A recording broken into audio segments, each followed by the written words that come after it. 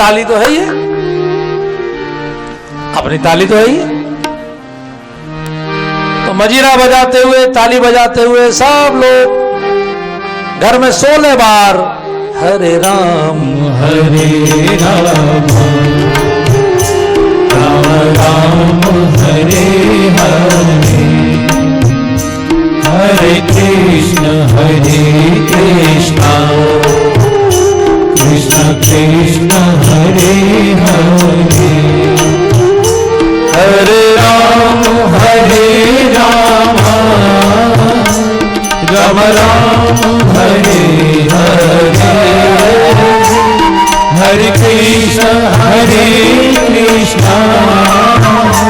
कृष्ण कृष्ण हरे हरे हरे राम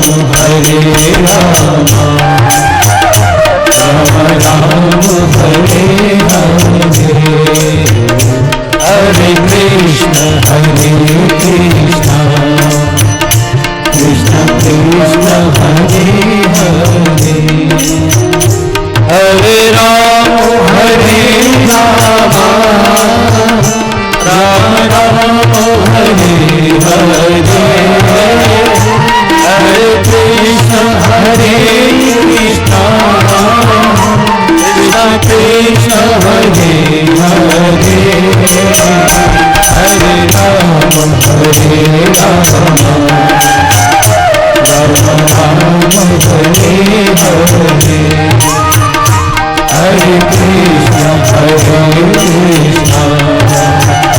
कृष्ण कृष्ण हरे हरे। ये महामंत्र गाने से आपके घर में जो भोजन बना होगा वो सब प्रसाद हो जाएगा।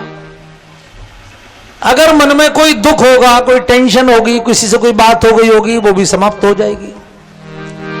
मन बिल्कुल प्रसन्न हो जाएगा। प्रसन्न मन से यदि आप रूखा सूखा भी खाएंगे तो वो भी बादाम के हलवे के बराबर काम करेगा।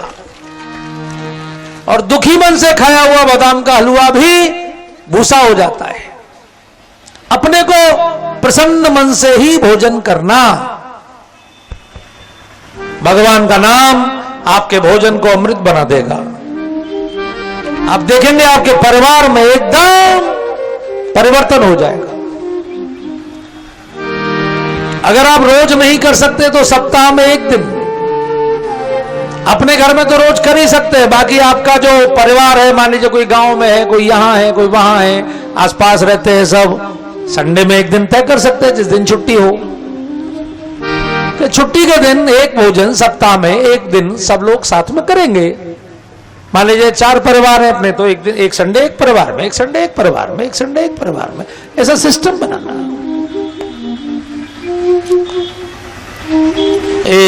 जिंदगी की भागदौड़ में संबंधों को मत छोड़िए।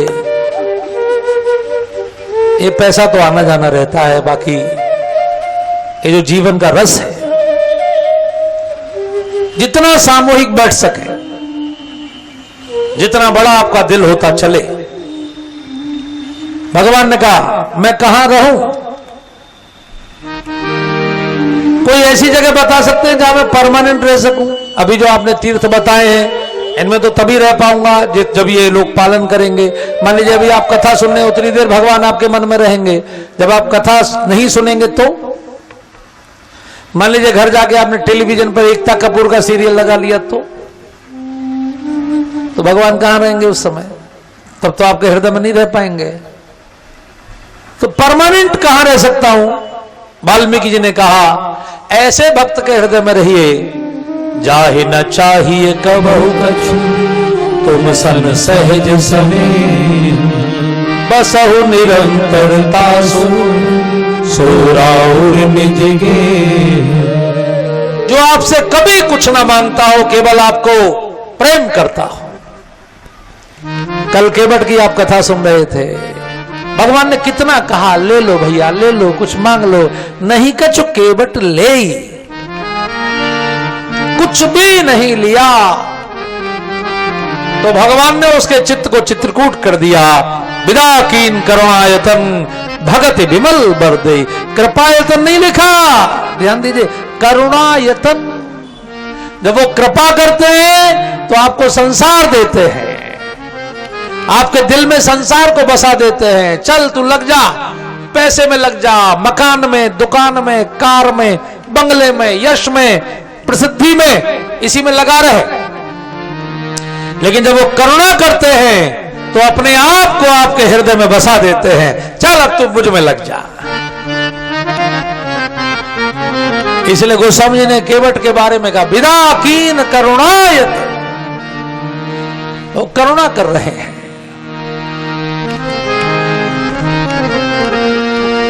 ये कृपा और करुणा में बहुत अंतर है। भगवान जब वस्तुएं देते हैं तो कृपा करते हैं, भगवान जब स्वयं को दे देते हैं तो करुणा करते हैं। तो ऐसे लोग जो कभी कुछ नहीं मांगते, जाहि ना चाहिए बहु कछु, तुम सन सहज स्नेह, और बसहु निरंतर आसुर, सोराओ निज गेह। भगवान ने कहा ऐसे लोग कहां हैं? बोले चित्रकूट में ऐसे ही लोग मिलेंगे, बिल्कुल गरीब लोग होंगे लेकिन आपसे मांगेंगे नहीं, आपको केवल प्रेम करेंगे। भगवान चित्रकूट आ गए हैं। आइए जरा देवरिया पंडित के क्षेत्र के सब लोग चित्रकूट में भगवान का स्वागत करें। हम सबका हृदय भी चित्रकूट बने। एक चौपाई गाएं मेरे साथ। चित्रकूट रघुनंदन छाए,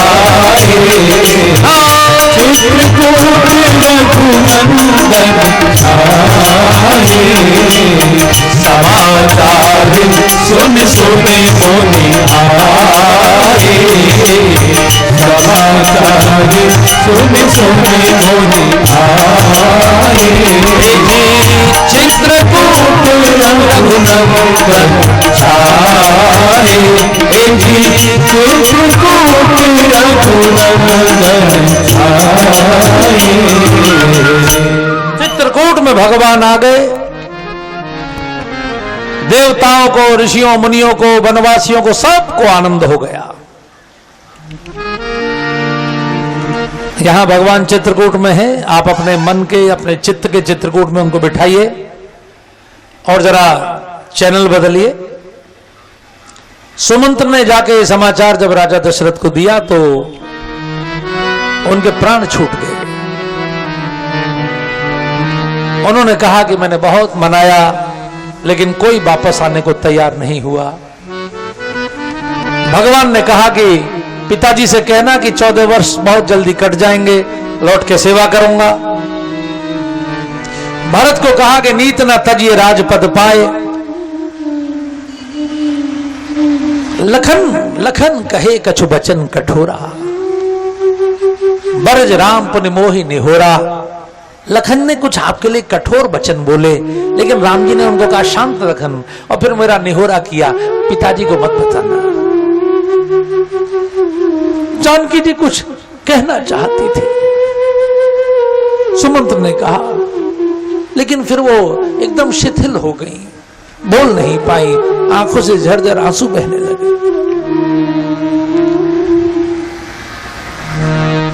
राजा दशरथ के हृदय पर इतना बड़ा आघात है। एकदम वो ऐसे तड़पने लगे जैसे जल के बिना मछली। बहुत समझा रहे हैं सुमंत्र, कौशल्या जी।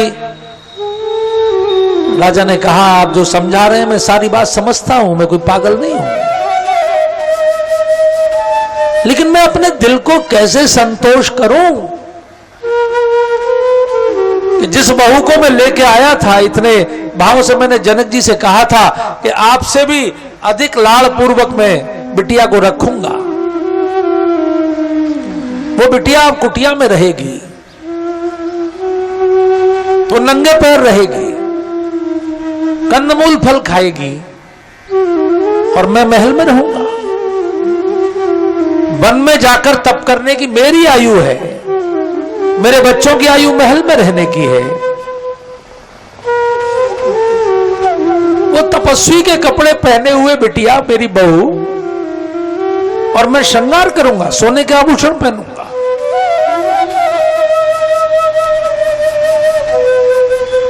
बहुत तड़पे और तड़पते तड़पते प्राण छोड़ दिए। राम राम कहि राम, राम कही राम राम कही राम, तन पर हरि रघुबर बिरह राव गयो सुरधाम। देखिए, जो जिसकी खाल मोटी है उस पर तो कोई असर नहीं पड़ता, कुछ भी हो, लेकिन जो सेंसिटिव लोग हैं, जो जिनका हृदय संवेदनशील है, धर्म का मतलब ही है कि वो ये महसूस करे कि जो मुझे अच्छा नहीं लगता वो दूसरे को कैसा लग रहा होगा।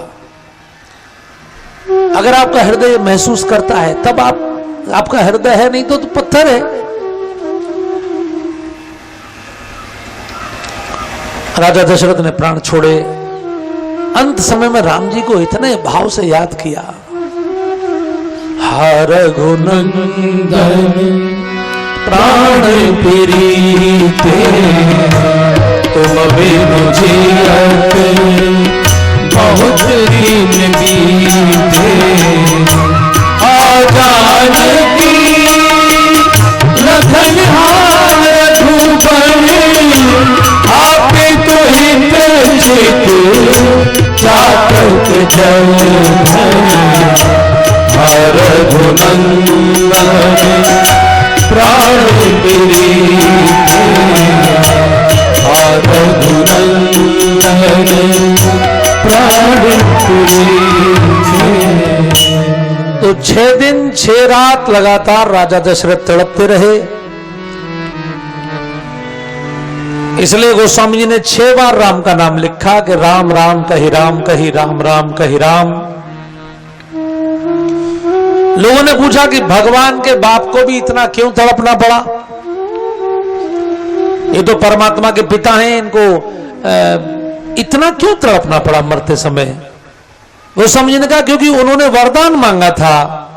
जब वो पिछले जन्म में मनु महाराज थे, उन्होंने नैमिषारण्य में तप किया था। भगवान ने कहा मैं आपका बेटा बनूंगा, तो उन्होंने वर मांगा कि जब आप मेरा बेटा बने तो मैं आपसे इतना प्रेम करूं प्रभु कि जब भी आप मुझसे बिछुड़े मैं ऐसे तड़पूं जैसे मणि के बिना नाग और जल के बिना मछली तड़पती है।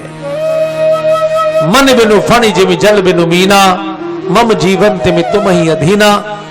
तो 2 बार बिछड़े, एक बार विश्वामित्र लेकर गए तो बिना मणि के नाग जैसे तड़पे। नाग मरता नहीं है, परेशान बहुत होता है, परेशान बहुत हुए।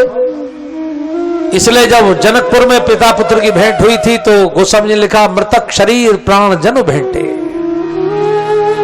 लेकिन मछली तो मर जाती है जल के बिना, आप सब जानते हैं। अगली बार ऐसे तड़पे जैसे मछली जल के बिना तड़पती है, प्राण छोड़ती है। उनके शरीर को तेल की नाव में रखा गया, क्योंकि बेटा घर पर नहीं है कोई भी। 2 बेटे वन में चले गए हैं, 2 बेटे ननिहाल चले गए हैं। तुरंत भेजा गया दूतों को। गुरु वशिष्ठ ने कहा कोई घटना मत बताना, केवल ये बताना कि गुरुजी ने इमरजेंसी बुलाया, गुरु की आज्ञा है। महाराज जी दौड़े चले आ रहे हैं। पूरी अयोध्या को देखकर मन बुझ गया। पूरी अयोध्या उजड़ी उजड़ी, सबके चेहरे बिल्कुल बुझे बुझे। इतने सारे अपशकुन हो रहे थे। आप राजनीति देखिए कितना, कैकेयी का मन कैसा हो गया कि पति की लाश घर में रखी, अभी अंतिम संस्कार नहीं हुआ है, और कैकेयी आरती का थाल सजाकर भरत जी की आरती उतार रही है।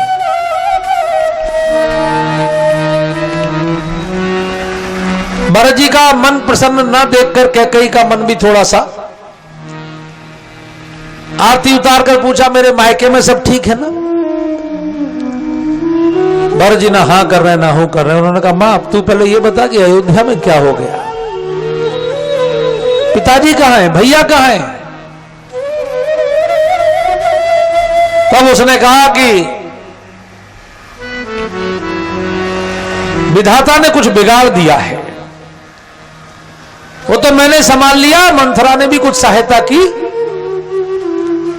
और राजा साहब का स्वर्गवास हो गया। देखिए भाषा देखिए, और कोई मां होती तो रोते हुए अपने बच्चे से लिपट जाती कि बेटा तेरे पिताजी चले गए। लेकिन कैकेयी क्या बोल रही है? राजा साहब का स्वर्गवास हो गया है, भूपति सुरपति पुर पग धारेऊ, कछुक काज विधि बीच बिगाड़ेऊ। विधाता ने बिगाड़ दिया। चालाक आदमी हमेशा यही करता है, अच्छा किया तो मैंने, बुरा किया तो भगवान ने। अब भरत जी तो भरत जी एकदम जमीन पर गिरे, तात तात हा तात पुकारी, परे भूमि तल व्याकुल भारी। फिर कहा भैया कहां है? तो कैकेयी ने सच सच बता दिया, उनको मैंने वन भेज दिया है, तेरे रास्ते लगा सब क्लियर कर दिया है, कोई संकट नहीं है। इतना सुना तो भरत जी का दाहिना हाथ सीधे तलवार की मूठ पर गया। उनका मन किया कि एक सेकंड में कैकेयी की गर्दन को उड़ा दूं, लेकिन उन्होंने धैर्य धारण किया, अपने क्रोध को कंट्रोल में किया। उन्होंने कहा, हंस वंश दशरथ जनक राम लखन से भाई, और जननी तू जननी भई, विदिशन कछ न बसाई। ये हंसों का वंश है। दशरथ जैसे मुझे पिता मिले, रघुवंश मिला, राम लखन जैसे भाई मिले, पर भगवान ने तेरे जैसी मां दे दी। मैं केवल तुझे इसलिए नहीं मार रहा हूं क्योंकि अगर मैं तुझे मार दूंगा तो मेरे वंश में एक कलंक जुड़ जाएगा कि इस वंश में एक ऐसा बेटा पैदा हुआ था जिसने मां को मार दिया था। मेरे वंश को कलंक ना लगे इसलिए मैं तुझे नहीं मार रहा।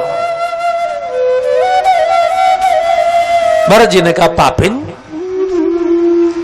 पापिन सर्वहि भांति कुल नासा, पापिन सर्वहि भांति कुल नासा, धीरज धरि भरि लेहि उसासा, धीरज धरि भरि लेहि उसासा। लंबी सांस भरने को कहते हैं उसासा। अभी आप जितने लोग कथा सुन रहे हैं, आपकी सांस इस समय बहुत धीमी धीमी चल रही है, आपको पता भी नहीं लग रहा है कि आप सांस ले रहे हैं। लेकिन अगर आपको क्रोध आएगा तो आपकी सांस धीमी नहीं चलेगी, आपकी सांस बहुत तेज हो जाएगी। श्वास की गति का सीधा संबंध आपके मन के विचारों से होता है।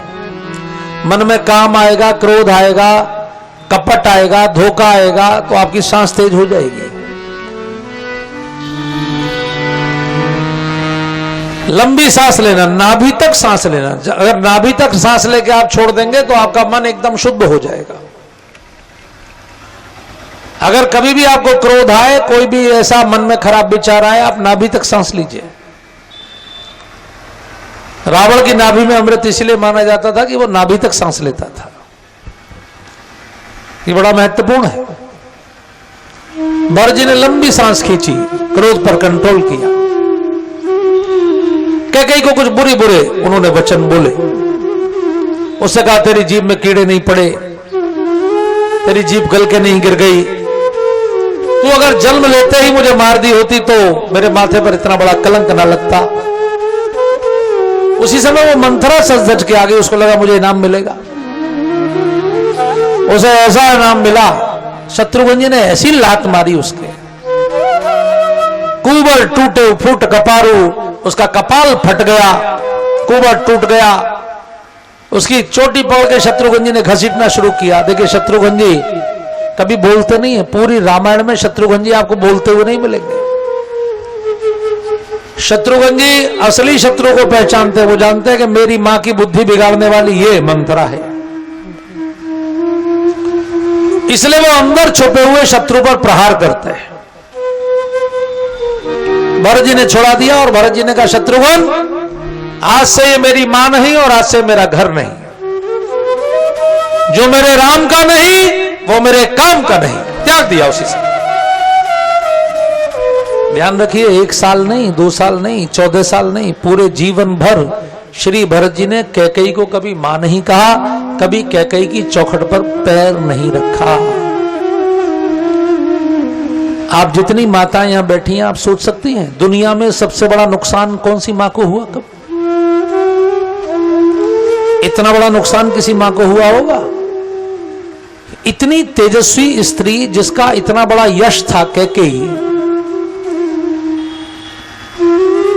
जिस बेटे के राज्य के लिए उन्होंने इतना बड़ा षड्यंत्र किया, एक तो पति की मृत्यु का कलंक भी उनके माथे पर लग गया और दूसरा कभी बेटे ने उनको मां नहीं कहा। जीवन भर घोट घोट कर ही मरी,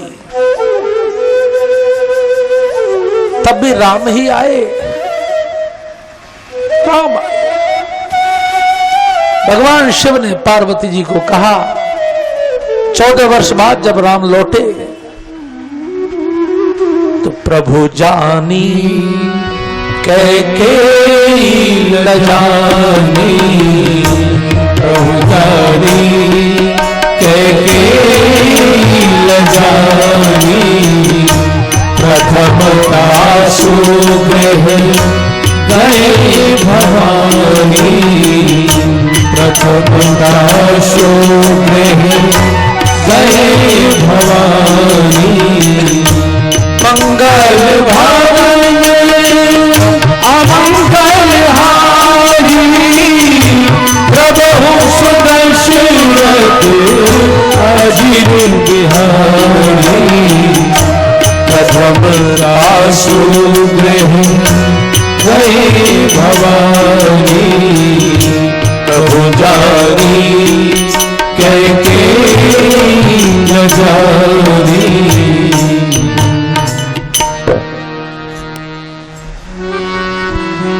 आप सबको भी भगवान कह रहे हैं, आप कैसे भी हो जाना, मैं आपको छोड़ूंगा नहीं, आप कैसे भी हो जाओ।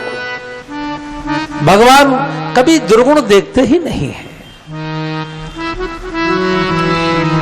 कैकेयी से कहा, देख मां, तूने मुझे निकाल दिया था ना, मैं ही तेरा बेटा हूं। भरत ने तो तुझे छोड़ दिया, राम तुझे नहीं छोड़ेगा। राम की तू पहले भी सबसे प्रिय मां थी, अब भी तू राम की सबसे प्रिय मां ही रहेगी। मां, राम तेरा बेटा है। कितने कष्ट में कैकेयी रही होगी। ये कुसंग हमारी हालत कैसी बना देता है। इसलिए कुसंग से सावधान भैया। ये हम सबके जीवन की कथा है। बहुत सारे लोग हमारे आसपास भी ऐसे होते हैं जो हमें हमेशा उल्टी उल्टी सलाह देते हैं, उल्टे उल्टे विचार देते हैं। ऐसे नीचों के संग मत बैठिए, वो आपकी बुद्धि का नाश कर देंगे। इससे अच्छा तो घर में बैठ कर रामायण पढ़ लीजिए, अपने मोबाइल पर कथा लगा लीजिए। आजकल यूट्यूब पर सब कथाएं हैं।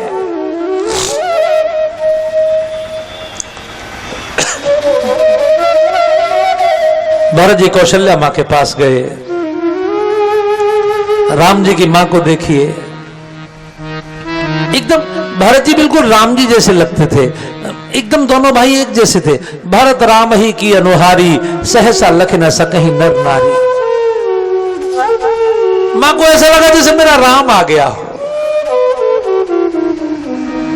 माता भरत गोद बैठारे, आंसू पोंछे मृदु वचन उतारे, अजहु बच्चे वाली धीरज धारहु, कुसमय सामुझी शोक परिहरो।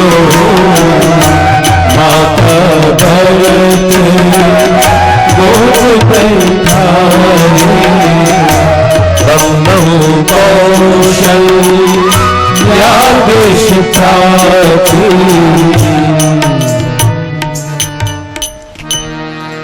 कितने बड़े मन की मां है।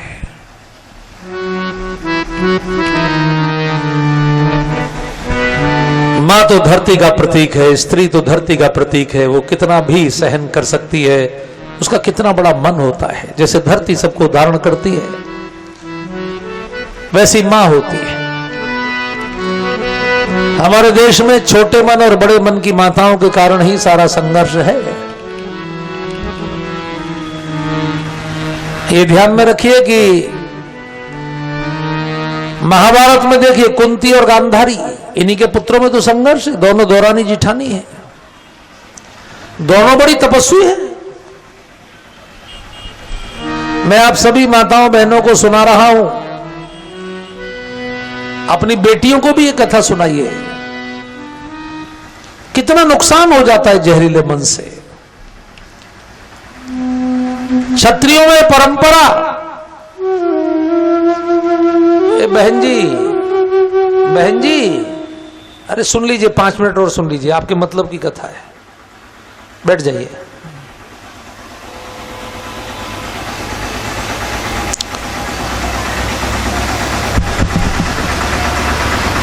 देखिए, कौरवों पांडवों की घटना में क्षत्रियों में जो बड़ा बेटा होता था वो राजा बनता था।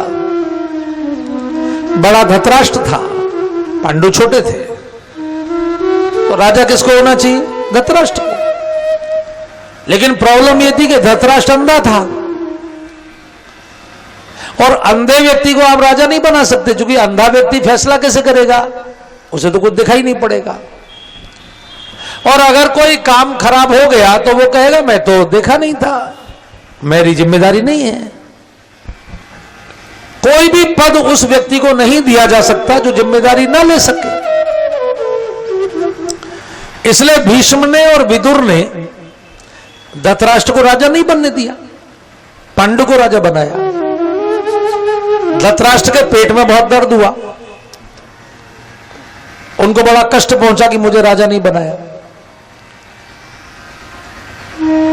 ध्यान से देखिए, कई बार ऐसे लोग होते हैं जो उस योग्य नहीं होते लेकिन बनना चाहते हैं। उसे समझना चाहिए था कि जब परमात्मा ने ही मुझे अंधा पैदा किया है तो इसका मतलब परमात्मा मुझे राजा बनाना नहीं चाहते। पांडु राजा बन गए, लेकिन बाद में घटना हो गई, शिकार खेलते हुए पांडु से, जैसे राजा दशरथ से श्रवण कुमार मारा गया था, वैसे पांडु के हाथ से भी एक ऋषि का वध हो गया, और उसके प्रायश्चित स्वरूप पांडु को वन में जाना पड़ा। तो जब भी कोई राजा राजधानी छोड़कर जाता है तो किसी ना किसी को चार्ज देकर जाता है। जैसे प्रधानमंत्री अगर कहीं जाएंगे तो अमित शाह जी को या राजनाथ सिंह जी को चार्ज देकर जाएंगे। धृतराष्ट्र को चार्ज दिया गया। अब 2 राजा हो गए, पांडु वैसे राजा हो गए और धृतराष्ट्र एक तरह के कार्यवाहक राजा हो गए। ये जंगल में रहते थे पांडु, धृतराष्ट्र राजधानी में थे। दोनों के गुट थे, दोनों की पत्नियां गर्भवती हुई। तो ये राजधानी में दोनों के गुटों में ये संघर्ष शुरू हुआ कि अगला राजा कौन, अगला युवराज कौन होगा। धृतराष्ट्र के समर्थक कह रहे थे कि हमारे धृतराष्ट्र बड़े हैं, इनका बेटा राजा बनेगा। पांडु के कह रहे थे कि वो राजा है तो उनका बेटा राजा बनेगा। अच्छा, पुराने जमाने में ये बच्चे भी बहुत मुहूर्त देखकर ही गर्भाधान संस्कार होता था, समर्थ संतान हो, जिससे कि भाई जब आप अपना गृह प्रवेश करते हैं तो मुहूर्त देखते हैं, शादी करते हैं तो मुहूर्त देखते हैं, नई दुकान खोलते हैं तो मुहूर्त देखते हैं। संतान की उत्पत्ति में भी मुहूर्त देखना चाहिए। तो दोनों का मुहूर्त एक था। तो जब संघर्ष हुआ तो भीष्म पितामह ने घोषणा की कि भाई दोनों में से जिसके पहले बेटा होगा उसको राजा बना देंगे, भगवान पर छोड़ दो, जिसका जन्म पहले होगा। अच्छा, उस समय ऑपरेशन की व्यवस्था नहीं थी, नेचुरल प्रोसेस था। तो कुंती के पहले बेटा हो गया, युधिष्ठिर का जन्म पहले हो गया। युधिष्ठिर के जन्म का समाचार लेकर जंगल के ऋषि लोग जब राजधानी में आए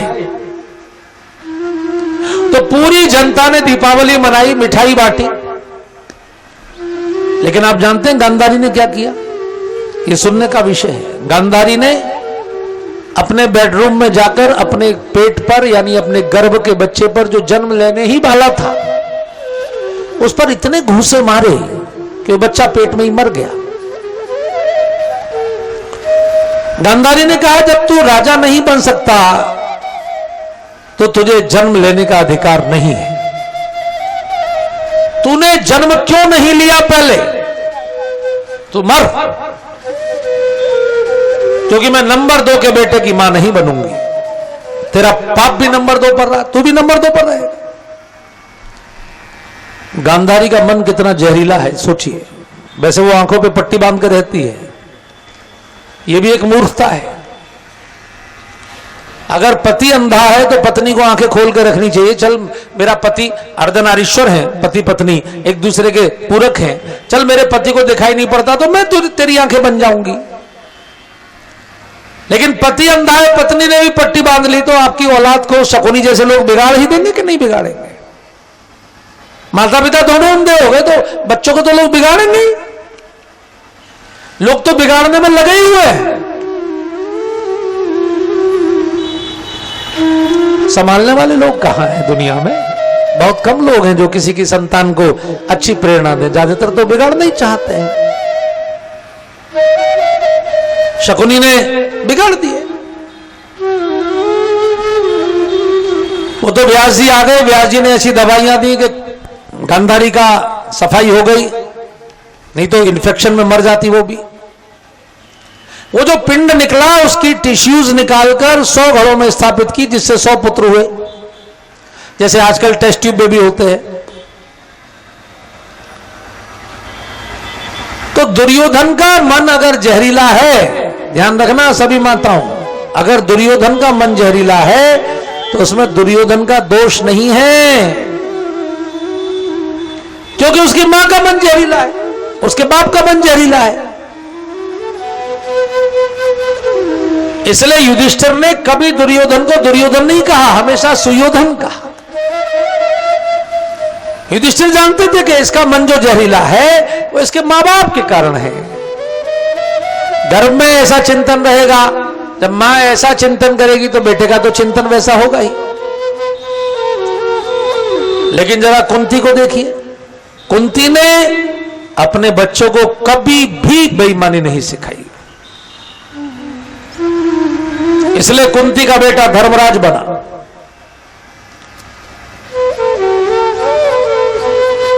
कुंती की जो सौत है माद्री, वो पांडु के साथ सती हुई।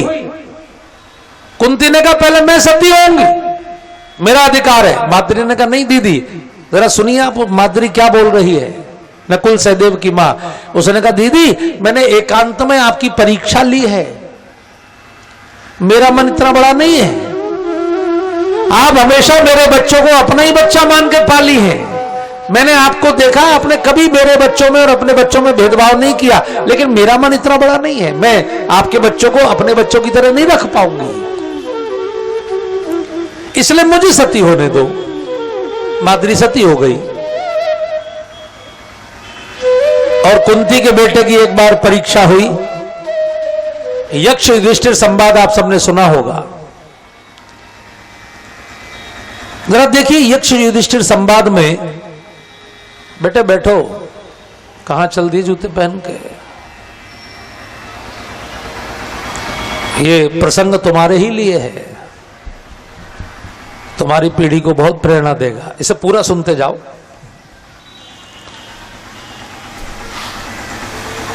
आपने सुना होगा कि जिस समय पांडवों का वनवास हुआ, 12 साल हो गए, तो एक सरोवर पर पानी पीने गए। यक्ष के प्रश्नों का उत्तर नहीं दिया तो पहले सहदेव गिरे, फिर नकुल गिरे, फिर अर्जुन, फिर भीम। युधिष्ठिर पहुंचे। यक्ष ने कहा मारे जाओगे, 4 भाई तुम्हारे मर चुके हैं, अगर उत्तर नहीं दिया तो। युधिष्ठिर ने उत्तर दिए। यक्ष प्रसन्न हुआ। उसने कहा धर्मराज, आपके उत्तरों से मैं प्रसन्न हूं, किसी एक भाई को जीवित करा सकते हो, आप इन 4 में से किसी एक को मांग लो, उसे मैं जीवित कर दूंगा। आप सोचिए, युधिष्ठिर ने कहा नकुल को जीवित कर दीजिए। यक्ष ने कहा महाबली भीम को नहीं मांगा, महावीर अर्जुन को नहीं मांगा, नकुल को क्यों मांगा? युधिष्ठिर ने कहा मेरी 2 माताएं थीं, एक माता सती हो गई, एक माता है। एक मां के हम 3 हैं, दूसरी मां के 2 हैं, नकुल सहदेव। अगर हम 2 ही भाइयों को जीवित रहना है तो एक मां का मैं हूं, तो दूसरी मां का भी एक भाई होना चाहिए, इसलिए आप नकुल को जीवित कर दीजिए।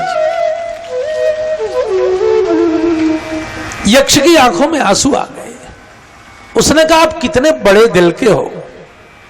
अच्छा मैं प्रसन्न हूं, एक और को जीवित करा लीजिए, बोलिए। युधिष्ठिर ने कहा सहदेव को जीवित कर दीजिए। यक्ष को फिर आश्चर्य हुआ, आपने भीम अर्जुन को नहीं मांगा? युधिष्ठिर ने कहा हम लोग आयु में काफी बड़े हैं, सहदेव आयु में बहुत छोटा है, हमने अपनी जिंदगी के बहुत सारे सुख भोग लिए हैं, सहदेव ने अभी जीवन को नहीं जिया है, इसलिए अगर जीवन जीने का अवसर मिल रहा है तो सहदेव को मिलना चाहिए, इसलिए मैं सहदेव को जीवित कराना चाहता हूं। ये संस्कार किसने दिए हैं? कुंती ने दिए। माताओं के दिए गए संस्कार ही बच्चों के जीवन का आधार बनते हैं। ये माता कौशल्या के संस्कार हैं जो राम दुनिया के सबसे बड़े महापुरुष हैं। इसलिए हे माताओं, कौशल्या को देखी, वो भरत जी को गोदी में बिठाकर सिर पर हाथ फेरकर मेरो बछड़ा अजहु बच्च बल धीरज धरहु, मेरे बछड़े मैं तेरी बलिहारी जा रही हूं, धैर्य धारण कर। माताएं जब अपने बच्चों को बहुत अधिक प्रेम करती हैं तो कहती है मेरो बछड़ा। अब यहां मुझे पता नहीं बोलती हैं कि नहीं, लेकिन हमारे ब्रज में तो माताएं, क्योंकि पहले हर माँ के घर गाय पलती थी और गाय और माँ एक दूसरे को समझती थी, एक दूसरे की बात समझती थी। गाय ही दुनिया का एकमात्र ऐसा प्राणी है जो अपने बच्चे को सर्वाधिक चाटती है। इसलिए माताएं जब बच्चों को बहुत प्रेम करती थी तो कहती थी मेरो बछड़ा ऐसे। कौशल्या मां भरत जी को बछड़ा बोल रही है, बहुत रोई है। भरत जी ने कहा जितने भी पाप हो सकते हैं मां, भयंकर से भयंकर पाप का फल मुझे मिले अगर मेरा इसमें जरा सा भी षड्यंत्र हो। मां ने कहा बेटे तू तो मेरे कुल का दीपक है। रोते रोते पूरी वनवास की घटना सुना रही है भरत जी को। पूरे महल में रुदन हो गया, पूरे महल में सब रो रहे हैं। आज मोहे रघुबर की सुध आई, आज मोहे रघुबर की सुध आई, आज मोहे रघुबर की सुध आई, आज मोहे रघुबर की सुध आई।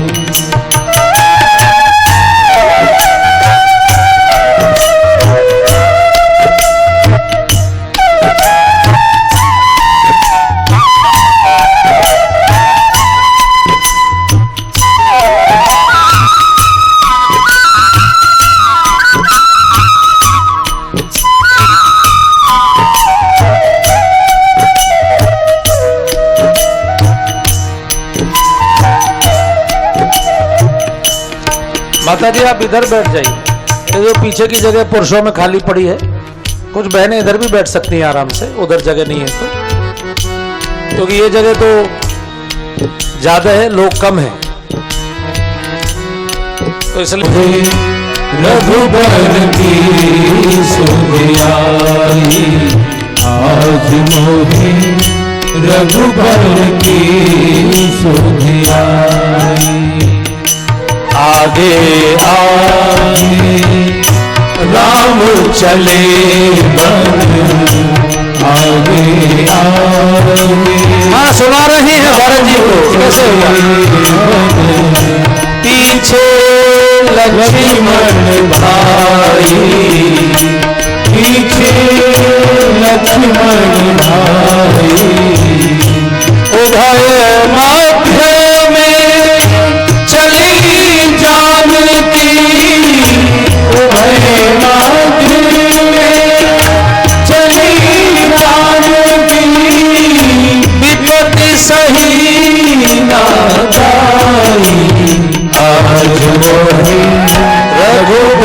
की सुधियाई आज मोहे रघुबर की सुधियाई।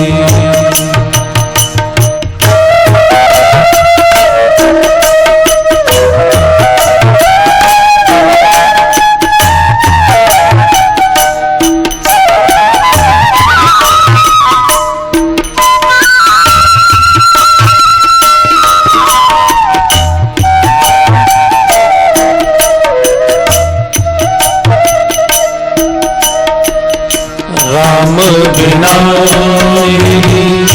सुनी अयोध्या, राम बिना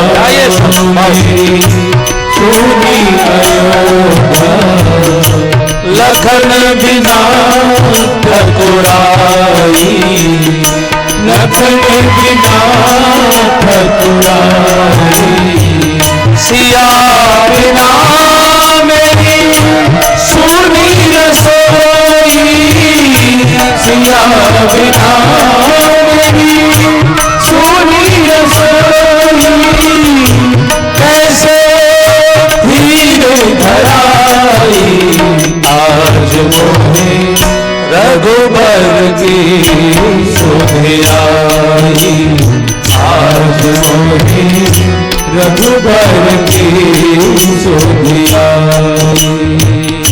सावन गरजे भादो पर से, सावन गरजे भादो पर से, पवन चले पुरवाई, पवन चले पुरवाई, काहू वृक्ष भीजत होंगे, काहू वृक्ष पर भीजत होंगे, राम लखन दो भाई आज मोहे रघुबर की सुधियाई, आज मोहे रघुबर की सुधियाई।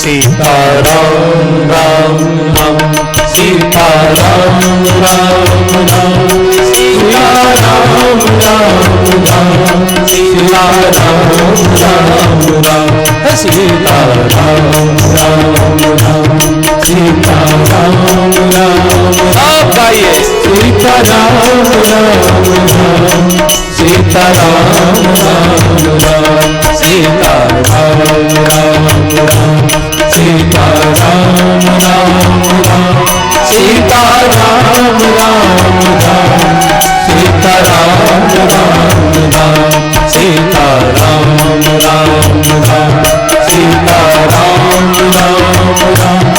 सीताराम राम राम, सीताराम राम राम, सीताराम राम राम, सीताराम राम राम, सीताराम राम राम, सीताराम राम राम, सीताराम राम राम राम, सीताराम राम राम, सीताराम राम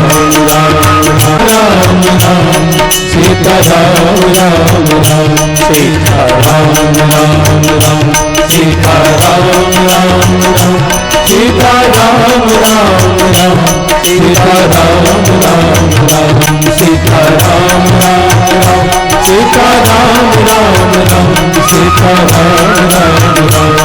सीताराम राम राम, सीताराम राम राम, सीताराम राम राम, सीताराम राम राम। श्री भरत जी ने अपने पिताजी का अंतिम संस्कार किया, बड़े भाव से सारे विधान पूरे किए। उसके बाद सभा बैठी, पहली बार सभा बैठी थी। अब तक कोई स्टेटमेंट जारी नहीं हुआ था महल से। पहले कोई अखबार तो छपता नहीं था, किसी का कोई बयान नहीं, कोई कुछ नहीं। जनता में तरह तरह की चर्चाएं थी, जनता में तरह तरह की अफवाहें थी, बातें थी। पहली बार समाज के सभी वरिष्ठ लोग, जातियों के प्रमुख, गणमान्य नागरिक, बड़े मंत्री, बड़े साधु, संत, ऋषि सब बैठे।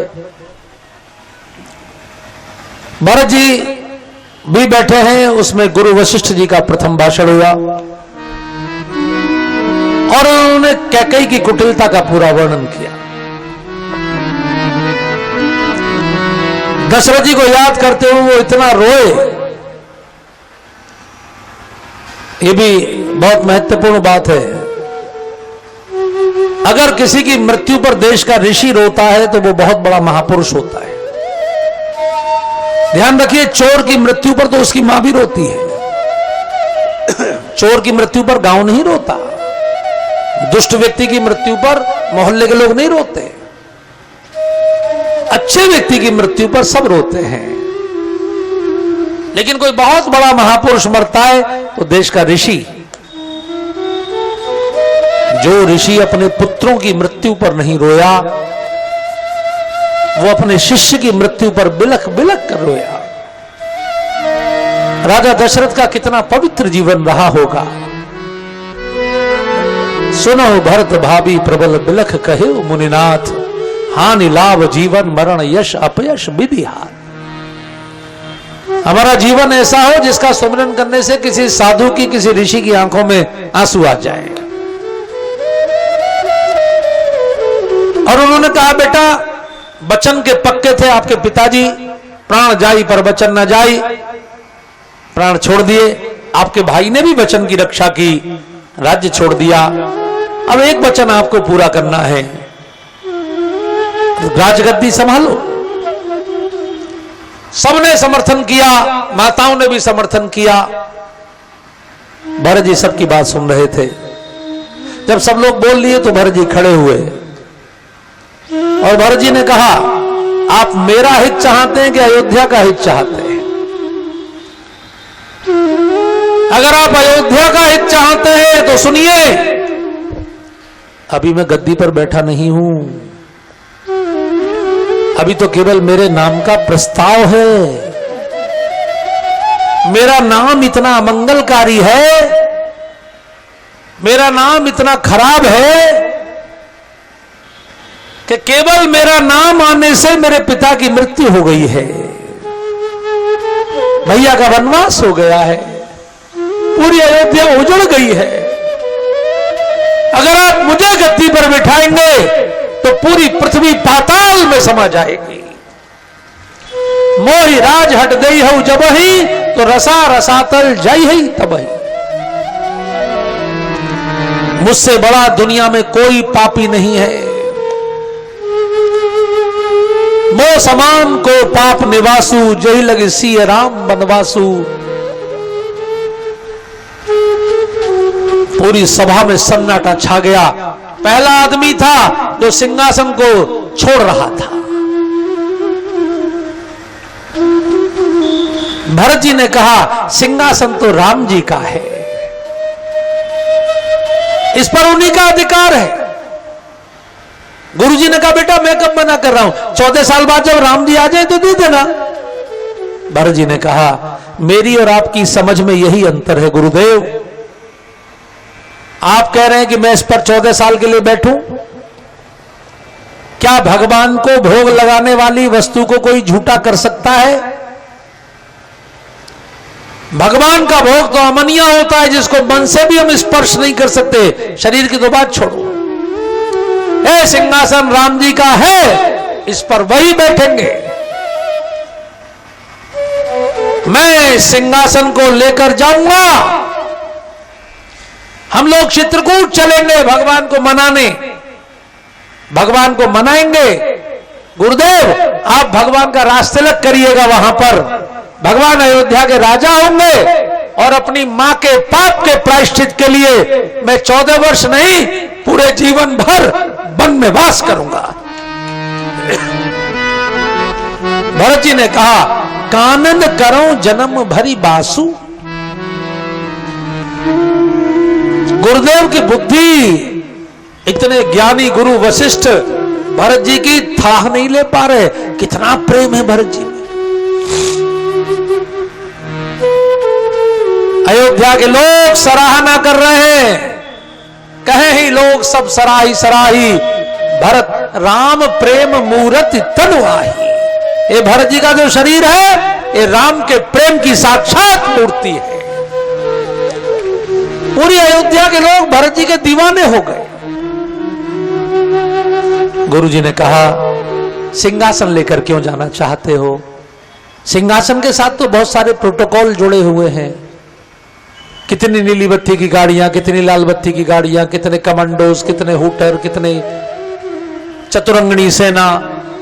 बेटा हम लोग चलते ना, राम जी को मना लेंगे, अयोध्या लाके रास्ते लग कर देंगे, उसके बाद तुम्हें जो करना हो वो करना। सिंहासन लेकर क्यों जा रहे हो? राम जी को ले आते ना। अब जो बात भरत जी ने कही उसको ध्यान से सुनिए। भरत जी ने कहा, कुआं कभी प्यासे के पास नहीं जाता गुरुदेव, प्यासा हमेशा कुएं के पास जाता है। राम को सिंहासन की आवश्यकता नहीं है, सिंहासन को राम राज्य की आवश्यकता है। इसलिए सिंहासन को स्वयं जाना पड़ेगा। जिसको आवश्यकता है वो जाएगा। ये तो सब चाहते हैं कि कुर्सी हमें मिले, लेकिन कोई ये नहीं पूछता कि कुर्सी से कि तू किसे चाहती है। भरत जी ने कहा, सिंहासन को जाना पड़ेगा राम के चरणों में। उसके बाद गुरुदेव पर कोई उत्तर नहीं है। एक बात मैं आपको ध्यान दिला दूं, भगवान सोते हुए को छोड़ जाते हैं। आपने गीत सुना है, जो सोबत है सो खोबत है। लेकिन संत की विशेषता है सोए हुए समाज को जगाकर भगवान की ओर ले जाने की। भरत जी ने घोषणा कर दी, जिसको चलना हो चलो चित्रकूट। अयोध्या वालों, सुबह 4 बजे प्रस्थान है। भरे दरबार में घोषणा हो गई, सब तैयारी कर रहे हैं भरत जी के साथ चित्रकूट चलने की। यह अद्भुत यात्रा है। मैं आपको एक बात और बता दूं कि आपके मुख से अगर भरत जी का नाम निकलेगा, आपकी तिजोरियां बढ़ेंगी, आपके भंडार भरेंगे, आपके घर में धन बढ़ेगा, आपके पाप भी मिटेंगे, लोक में यशस्वी होंगे, परलोक में सुखी होंगे। ये भरत जी के नाम की विशेषता है। इसलिए हम लोग भरत जी के चरणों में हैं।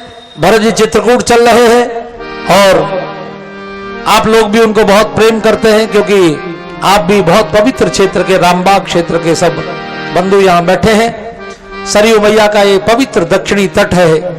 किसी भी नदी का जो दक्षिणी तट है, वहीं पर देश की सर्वश्रेष्ठ संस्कृति निवास करती है। अवध का ये पावन क्षेत्र जो प्रथम देव का क्षेत्र है। आइए, मैं निवेदन करूंगा कि आप भी चित्रकूट चलिए, भरत जी के साथ चलेंगे ना? तो फिर बैठ के कैसे चलेंगे? खड़े होके तो चलेंगे। तो खड़े हो जाइए। और माताओं से निवेदन है कि उधर ज्यादा हो तो फिर इधर आ जाएं, थोड़ी सी इस साइड में आ जाएं, इस साइड में आके बैठ जाएं और प्रेम से मेरे साथ गाएं। राम जी तुम्हें एक नजर देखना है, राम जी तुम्हें नजर देखना है, राम जी तुम्हें नजर देखना है, राम जी तुम्हें नजर देखना है।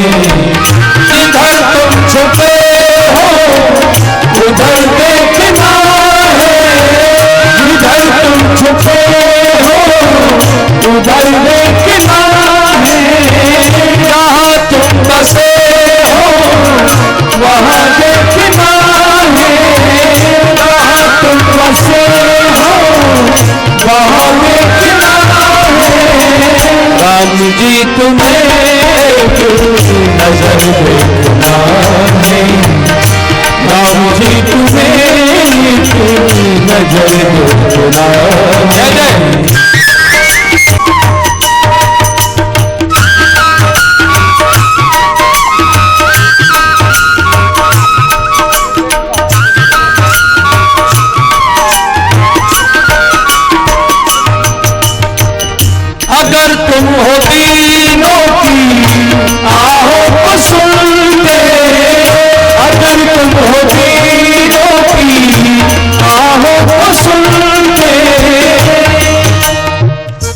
पूरी सभा में श्री भरत जी ने सबके सामने हाथ जोड़कर ये बात बोली थी। आप एक बार मेरे साथ सब दोहराएंगे। आपन दारुण दीनता सब ही कहूं समझाई, देखे बिन रघुनाथ पद जिए की जरनी न जाए। एक होती है दीनता, एक होती है दारुण दीनता। दीनता का सबसे उत्कृष्ट स्वरूप दारुण दीनता। भरत जी ने कहा मैं दारुण दीन हूं, इसलिए बोल रहे हैं अगर तुम दीन दयाल हो तो दीन की आहो को सुनो। अगर तुम हो दीनों की आहो को सुनते, अगर तुम हो दीनों की आहो को सुनते, तो आहो का अपनी असर है, तो आहो का अपनी असर है। राम जी तुम्हें नजर देखना है, राम जी तुम्हें नजर देखना है।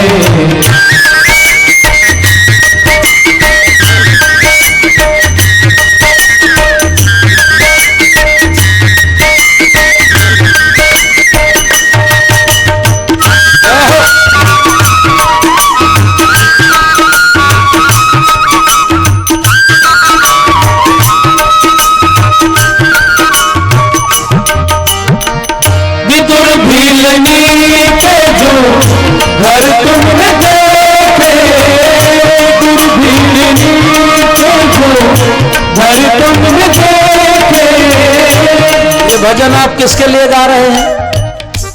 भरत जी को आवश्यकता नहीं हमारी सिफारिश की, ये भजन हम अपने लिए गा रहे हैं। भगवान से प्रार्थना करिए कि जब आप बिना बुलाए विदुर के घर पहुंच गए, जब आप बिना बुलाए शबरी के घर पहुंच गए, तो क्या हम आपके घर नहीं आ सकते? आप हमारे घर भी आइए। विदुर भीलनी के जो घर तुमने देखे, विदुर भीलनी के जो घर तुमने देखे, तो हमको तुम्हारा भी घर देखना है, तो हमको तुम्हारा भी घर देखना है। राम जी तुम्हें नजर देखना है, राम जी तुम्हें नजर देखना है।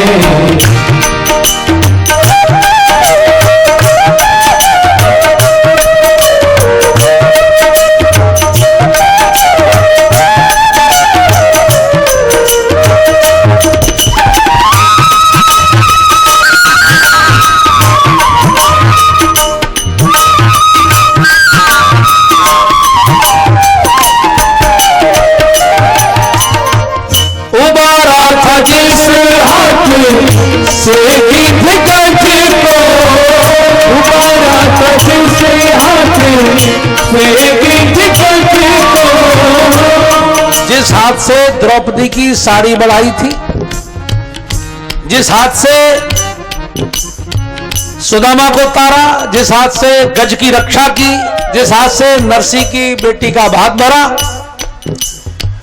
जिस हाथ से प्रहलाद की रक्षा की, जिन भी भक्तों पर था जिस हाथ से गीत गाती को उबारा था, जिस हाथ से गीत गाती को उसी हाथ का हुनर देखना है, उसी हाथ का हुनर देखना है। राम